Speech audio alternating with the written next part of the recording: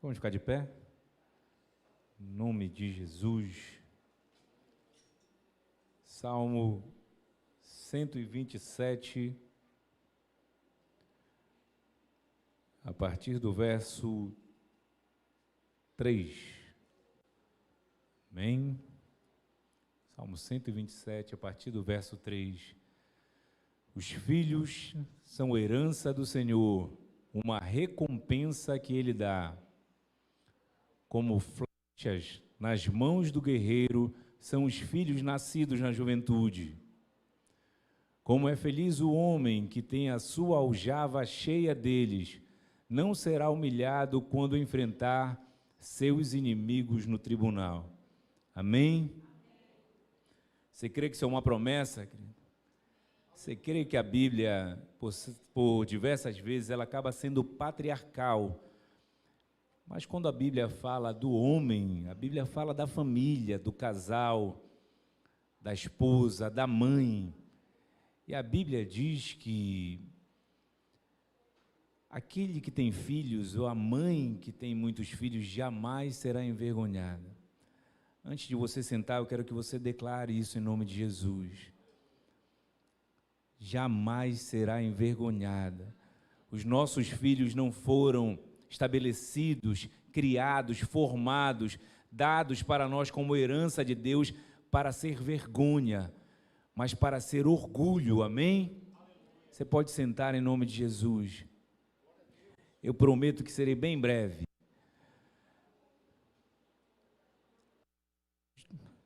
A Bíblia nos diz que os filhos são flechas, amém, queridos? Você pode declarar isso em nome de Jesus? Os meus filhos são flechas.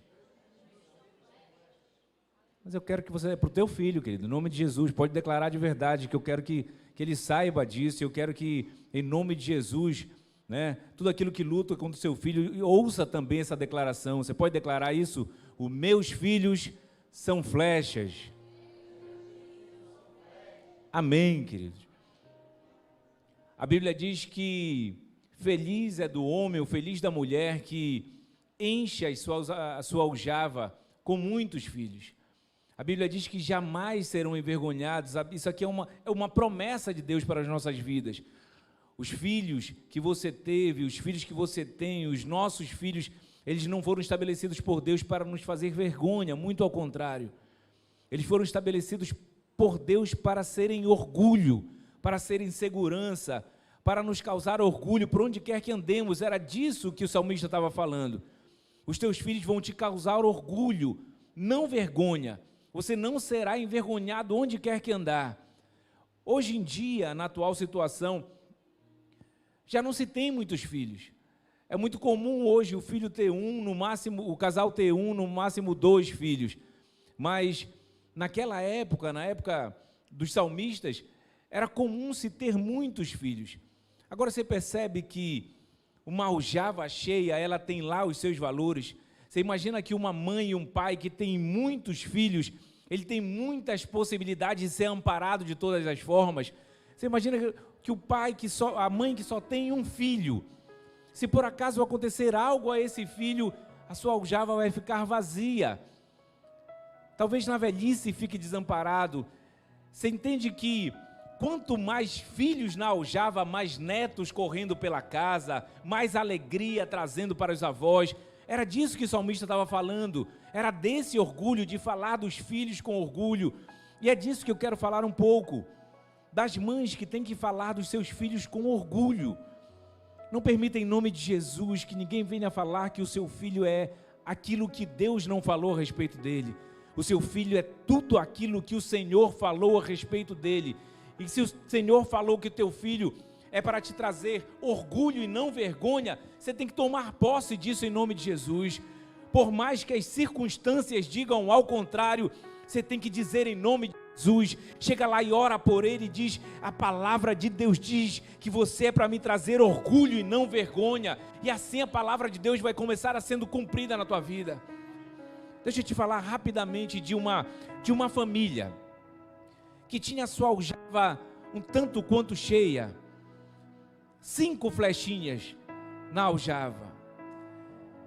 E eu quero te dizer que quando a gente fala de flecha, a gente entende rapidamente que a flecha não tem vida própria, certo? A flecha ela tem que ser direcionada, a flecha ela tem que ser enviada a um alvo. E quando a gente lança a flecha para um alvo correto, pode acontecer o que acontecer, mas a flecha vai chegar no alvo. A flecha precisa de preparação, mas a flecha precisa de direcionamento. Nós dissemos na última reunião, no último culto com a família, que os pais são guardiões do futuro do filho. Eu quero que você entenda isso de todas as formas. Os pais são guardiões do futuro do filho. Você pode dizer, mas não está dando certo. Mas é porque, em nome de Jesus, se você fez tudo certinho, ensinou de forma correta, pode acontecer o que acontecer, mas a palavra vai se cumprir. O que é que a palavra diz? Quando ele estiver velho, não se desviará desse caminho. Não quer dizer que algo não possa dar errado no percurso, mas quer dizer que um dia ele vai lembrar do que ele aprendeu da mãe, de tudo aquilo que a mãe falou, das orações que ela fez. Um dia ele vai lembrar, um dia ele vai dizer, a minha mãe não me ensinou dessa forma, a minha mãe me ensinou de outra forma, foi para outro alvo que ela me direcionou. Por mais que ele esteja fugindo do alvo que você estabeleceu, mas um dia ele volta em nome de Jesus. A palavra de Deus tem que cumprir sobre a sua vida, mãe. A palavra de Deus tem que se cumprir sobre a sua vida em nome de Jesus. Então deixa eu falar rapidinho sobre essa família. Um casal que tinha 5 flechinhas na sua aljava. E o pai dessa família, ele tinha alguns recursos, tinha um bom salário, tinha um bom emprego, ganhava um salário que era muito bom. E ele conseguia dar as melhores condições para aqueles filhos. Muitos de seus amigos começaram a comprar bens, casas, construir vilas, e ele disse, não, eu vou investir nos meus filhos, todo o dinheiro que eu ganhar, eu vou investir neles, eu quero que eles façam faculdade, eu quero que eles sejam grandes profissionais, que eles tenham um bom futuro, o futuro que eu não tive, eu quero que eles tenham. Eu tive que trabalhar muito para chegar onde cheguei, mas eu quero que eles tenham mais facilidade, então tudo que eu tiver, eu vou investir nessas flechas que estão na minha aljava. E assim ele fez, dando as melhores condições para que eles fossem educados, dando de tudo do bom e do melhor que eles pudessem ter, dentro das possibilidades dele. E eles começaram a crescer. Só que a flechinha mais jovem, a flecha caçula, por algum motivo começou a desviar desses caminhos. E aos 12 anos, pasmem, talvez muito influenciado até pelos próprios irmãos, essa flechinha teve contato com bebida alcoólica aos 12 anos de idade. Essa flechinha, que era a flechinha caçula, começou a beber aos 12 anos de idade e não parou mais. Aos 14 anos de idade, teve primeiro o contato com drogas ilícitas. Começou pela maconha e depois da maconha foi levado a outras drogas. Começou a misturar maconha com pasta de cocaína. E isso começou a acontecer cotidianamente, quase que diariamente. E em pouco tempo ele praticamente já estava viciado, com apenas 14 anos de idade. Sempre havia alguém que ia com a cara dele, que oferecia, que providenciava, que solucionava qualquer problema que tivesse dificuldade na frente dele. Sempre aparecia alguém que ia com a cara dele e ajudava ele a fazer aquilo que não era correto. Mas a mãe nunca desistiu dele. Ele com 14 ou 15 anos de idade saía de casa, colocava uma sandália no pé e uma bermuda e saía de casa como quem ia na esquina. Voltava uma semana depois, completamente embriagado e drogado. E quando ele voltava, a mãe dizia, eu não vou desistir de você. Aqui é a casa que as pessoas te amam. Você pode andar por onde você andar, mas em nenhum lugar as pessoas vão te amar como nós te amamos. Mas ele continuou mergulhado nesse mundo que ele achava que era um mundo bom. Enquanto isso, as outras flechas iam tomando o rumo certo que a mãe trilhou para eles.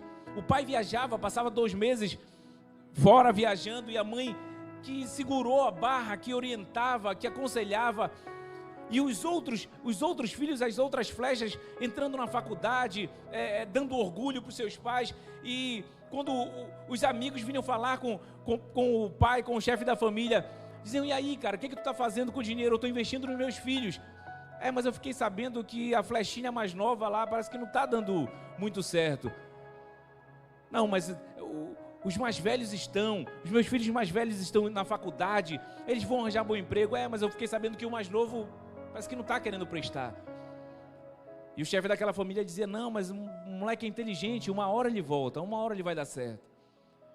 As pessoas, sabendo que ele tinha investido muito nos filhos, sempre interpelavam, sempre falavam e muitas vezes jogavam na cara dele: tu está investindo tanto e tem alguma coisa que não está certa aí, porque alguém viu o teu filho bebendo, fumando maconha, fazendo besteira por aí. Não, rapaz, o moleque é bom, uma hora ele volta. Não permita que ninguém fale do seu filho aquilo que o Senhor não falou a respeito dele. Por mais que as evidências digam o contrário, declare sempre bênção sobre a vida dele em nome de Jesus. As nossas palavras têm poder, aquilo que sai da boca dos pais, daquilo que sai da boca da mãe tem muito poder. Infelizmente, hoje em dia nós vemos muitas mães amaldiçoando os próprios filhos. Isso não presta, rapaz, isso aí não vai dar em lugar nenhum.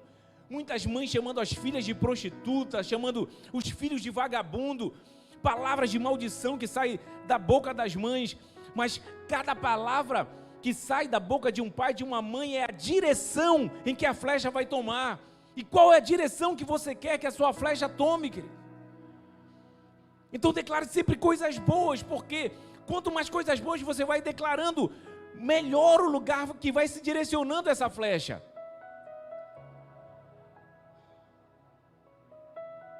Aquele rapazinho já lá pelos 16 anos já estava completamente viciado em drogas, bebia todo dia. Não era o que podia se chamar de um orgulho para aquela família.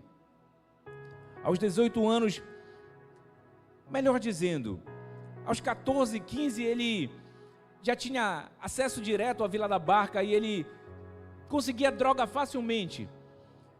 E os pais, ainda acreditando nele, colocaram ele para fazer o ensino médio numa escola particular, e ele conheceu lá pessoas, amigos, entre aspas, que curtiam a mesma história. Então ele rapidamente começou a se tornar muito popular na escola, porque começou a fornecer drogas para todos os amigos que gostavam daquilo. Era muito fácil para ele, bastava uma ligação, um estalar de dedos, a droga estava na mão. E aí ele passou a ser muito conhecido na escola por causa disso. E por ser conhecido na escola, lá pelos 18 anos, ele recebeu uma ligação. Alguém disse: olha, fulano quer te conhecer. Ele disse: eu vou aí. E ele foi apresentado ao camarada que era o maior traficante dessa região aqui, que comandava a Vila da Barca. Eu não sei se alguém conhece, talvez o Paulo conheça um pouco. Essa região aqui onde fica o Curro Velho, antigamente eu não sei se ainda se chama, mas chamava-se de Pedrinha. Era um lugar muito, muito perigoso. Hoje eu vejo alguns jovens indo para bares que ficam por aqui. Eu acho graça, porque o lugar era terrivelmente perigoso aqui. E aí praticamente emendava com a Vila da Barca, era terrível. E o cara comandava o tráfico de droga e era o único cara que tinha acesso ao Barreiro também. Então ele praticamente comandava a Vila da Barca e Barreiro dentro do tráfico de droga. E esse rapazinho foi apresentado a ele. E pensem só, mais uma vez alguma pessoa que não tinha bons conselhos foi com a cara desse rapaz. E disse: olha, a partir de agora tu vai andar comigo. E simplesmente fez desse garoto praticamente a segunda pessoa dentro do tráfico de droga no bairro do Telégrafo.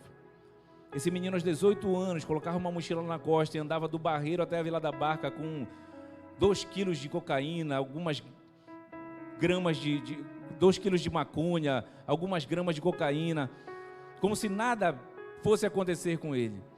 Essas que a gente chama esses tijolos de maconha que a gente só vê na televisão, fazia parte do cotidiano daquele rapazinho. Passava a madrugada destrinchando tijolo de cocaína para fazer as petecas para vender no outro dia. Completamente viciado, experimentou outras drogas, começou a experimentar drogas mais pesadas, né? Muito mais a cocaína, e passava noites e noites dormir, se drogando e bebendo.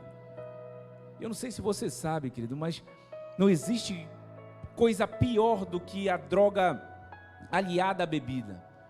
A droga é algo terrível, mas quando ela é aliada à bebida alcoólica, ela é bombástica, ela é para destruir qualquer vida. Deixa eu voltar um pouquinho atrás, porque eu sei que algumas pessoas talvez vivenciam isso aqui. Esse menino, ele começou a beber aos 12 anos porque os irmãos pediam para ele fazer batida, sabe batida? Na época chamava-se batida, suco de fruta com cachaça. E ele, com 12 anos, ia fazer a batida para os irmãos beberem. Só que um dia ele achou que podia provar aquilo, e olha que ele gostou. Então ele começou a beber e não parou mais, influenciado pelos irmãos.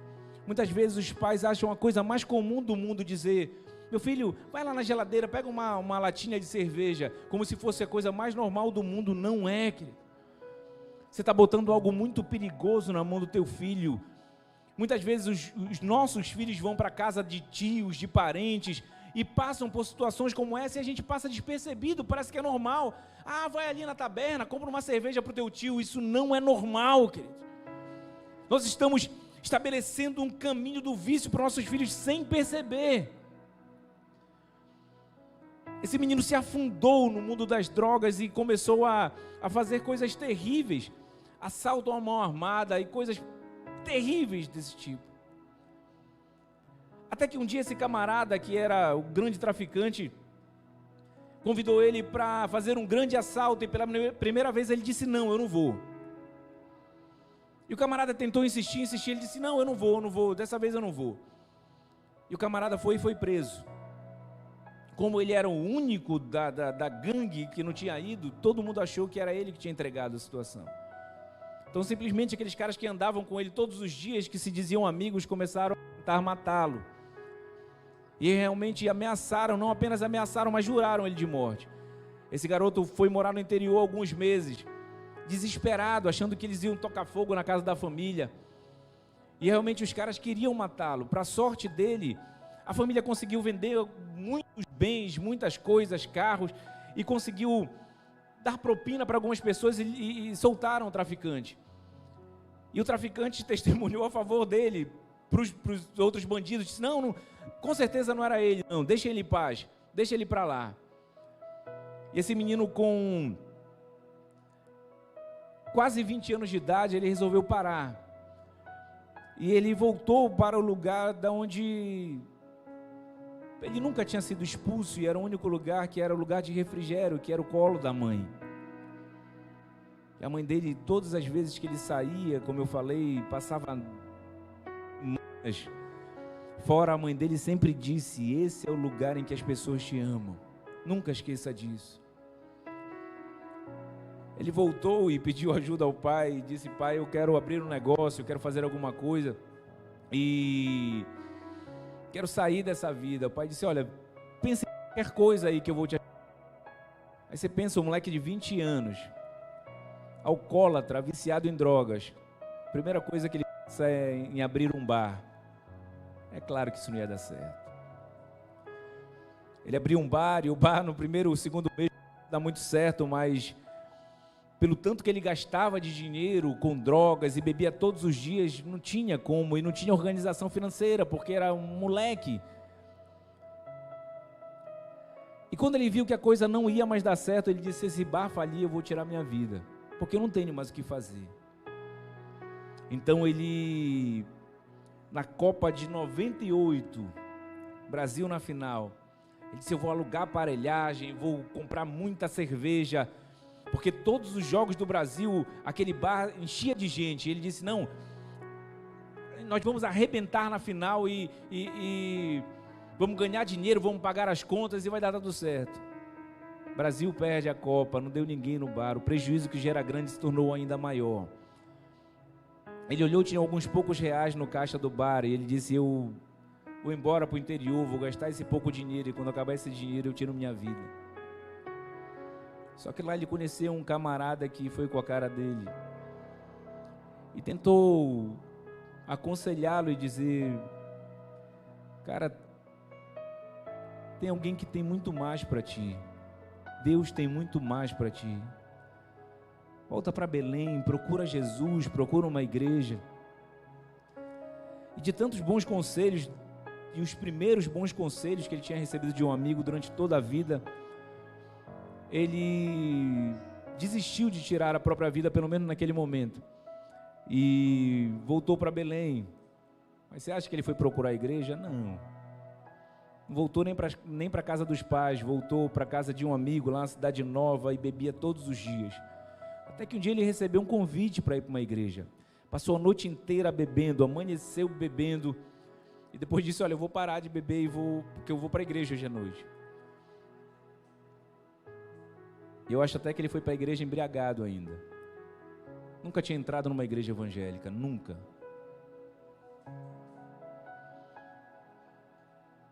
Eu acho que ele não lembra qual foi a mensagem pregada, não lembra quais foram os hinos que cantaram, mas uma força que era maior do que ele o empurrou para o altar.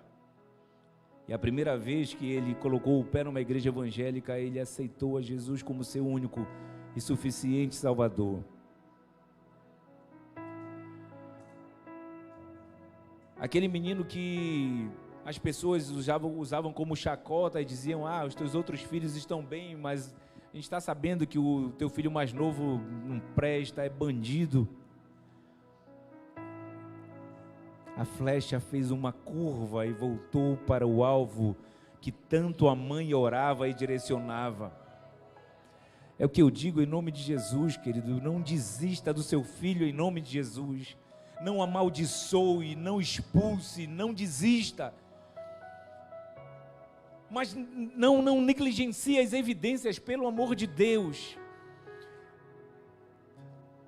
Não dê tanta liberdade, não existe isso, não existe senha de celular, não existe porta trancada, pelo amor de Deus, não permita que isso aconteça. Venha para o culto e traga: eu quero ficar em casa, quer ficar sozinho, para quê? Vai fazer o quê? Vai trazer quem para a sua casa? Perceba as evidências. Você acredita que uma vez a mãe desse rapaz achou a carteira, a porta-cédula dele cheia de papelotes de cocaína e perguntou: o que tem tanto incenso na tua carteira, meu filho? Todos os irmãos dele bebiam, mas nenhum chegava no estado que ele chegava, e ela se recusava a querer acreditar que aquilo era efeito de drogas. Não negligencie as evidências, pelo amor de Deus. Você veio a família inteira para o culto, seu filho pediu para ficar em casa, tudo bem, mas uma segunda ou uma terceira vez, pelo amor de Deus, não permita que Satanás te segue. Comece a desconfiar e saber por que ele quer ficar sozinho em casa. Não tem porquê, querido, o melhor lugar para se estar é aqui. Esse rapaz lutou para continuar na igreja, só que ele era cercado de muitos amigos naquela época. Há mais de 30 anos atrás, mais de 20 anos atrás, 25 anos atrás, era mais difícil, os jovens não eram tão acessíveis, eles não davam tanta atenção para quem chegava, não. E aquele rapaz, ele se viu desamparado de amigos, ele não suportou isso. Com um ano lutando na igreja, ele se desviou. Porque não conseguiram cuidar dele. Você lembra do que foi ministrado na célula, quinta-feira? Esse é o dever da igreja: discipular, amar, não permitir. Você lembra do que Barnabé fez? Chegou em Antioquia, era um avivamento lá, mas ele não esqueceu de Paulo, foi lá em Tarso buscar Paulo, disse: Paulo, não interessa se eu estou vivendo um avivamento, interessa que eu quero você ao meu lado. Eu quero dizer algo especial à mocidade: pelo amor de Deus, não desistam. Eu vou congregar em algum lugar com os meus pais, não interessa, vá atrás, não desista. Eu moro longe, por isso eu não vou mais congregar na Praça Brasil. Mas às vezes tinha um casalzinho que nós amávamos, que estava aqui, aceitou Jesus aqui, batizou aqui. E aí, eu vou congregar em outro lugar porque eu moro muito longe, mas tem moto? Tem. Meu irmão, eu venho do Tapanã todos os dias. Então ninguém vai vir me dar desculpa que mora longe, não. Só que os jovens dessa casa não podem desistir de ninguém, queridos, pelo amor de Deus. Nós não podemos ser uma igreja rodoviária onde jovens aceitam Jesus e vão embora amanhã. Façam de tudo, lutem por eles. Eu não vou citar nomes, mas vocês sabem muito bem. Existem muitos jovens que já estiveram aqui, estão em algum outro lugar hoje, que talvez você nunca foi na casa deles para perguntar por que eles saíram daqui. Não aceitem as desculpas, não aceitem os motivos, não aceitem. Vocês ganharam, é obrigação de vocês discipulá-los. Vocês não sabem como serão tratados em outro lugar, então não aceitem as desculpas. Ah, mas os meus pais são os pais dele que vão congregar em outro lugar, ele tem todo o direito. Tem direito, mas ele tem que ficar muito claro que você não desistiu dele. E tem que ficar muito claro que o lugar dele é aqui, porque aqui ele entregou a vida dele para Jesus, e aqui ele estava sendo bem cuidado. Não permitam, jovens, que ninguém se afaste, pelo amor de Deus. Um ano depois, aquele rapaz voltou no encontro com Deus, foi convidado para um encontro com Deus. A vida dele foi transformada. Ele sentiu um impacto como nunca antes na vida dele, dentro de um encontro com Deus. Quando ele saiu do encontro, ele estava completamente incendiado, só queria saber de Jesus, nada poderia desviá-lo. Ele leu a Bíblia inteira em 20 dias, buscou a palavra como mais do que qualquer outra coisa na vida, queria conhecer, queria saber, e foi crescendo no conhecimento de Deus, foi tendo oportunidades na igreja, foi crescendo. Hoje as pessoas batem no pai e na mãe desse garoto e dizem: e aí? E o mais novo que não queria prestar? E o pai dele diz: o Elton é pastor da Assembleia de Deus.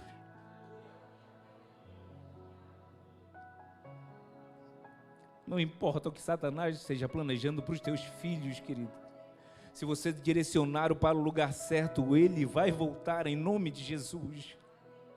Não importa o que Satanás falou a respeito dos teus filhos, se você direcioná-lo para o lugar certo, ele vai voltar em nome de Jesus. Fique de pé. Nós não podemos desistir dos nossos filhos. Entendam uma coisa, jovens, aqueles que ainda não são pais, vocês são flechas.